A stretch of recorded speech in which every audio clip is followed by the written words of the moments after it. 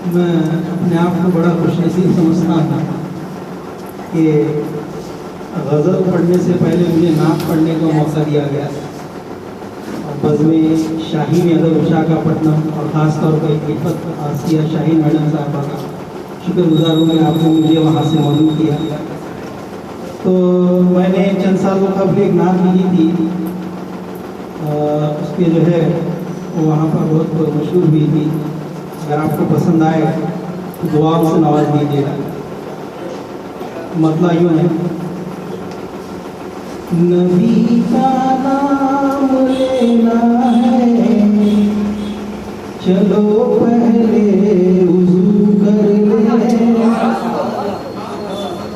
नबी का नाम लेना है, चलो पहले वज़ू कर ले। दुरूद पाक पढ़ पढ़ कर खुदा से रूबरू कर ले। दुरूद पाक पढ़ पढ़ कर खुदा से रूबरू कर ले।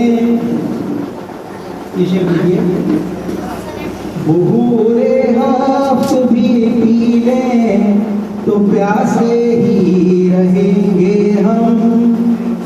बहूरे हाफ़ भी पी लें तो प्यासे ही रहेंगे हम।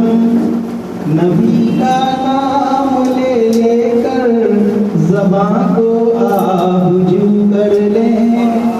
नबी का नाम ले लेकर ज़बान को आबजू कर लें।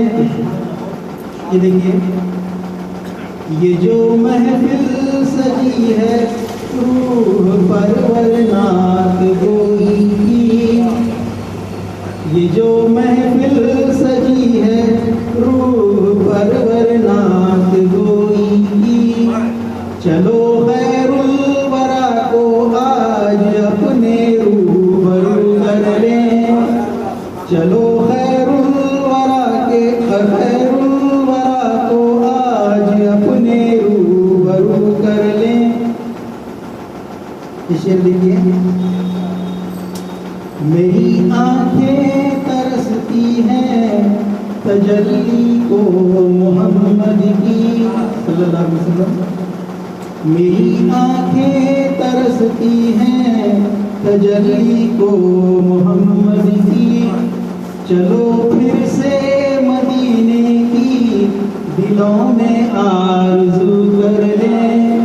चलो फिर से मदीने की दिलों में आरज़ू कर लें। अगर इजाज़त हो तो और एक मतलब और एक दूसरी सुनना है।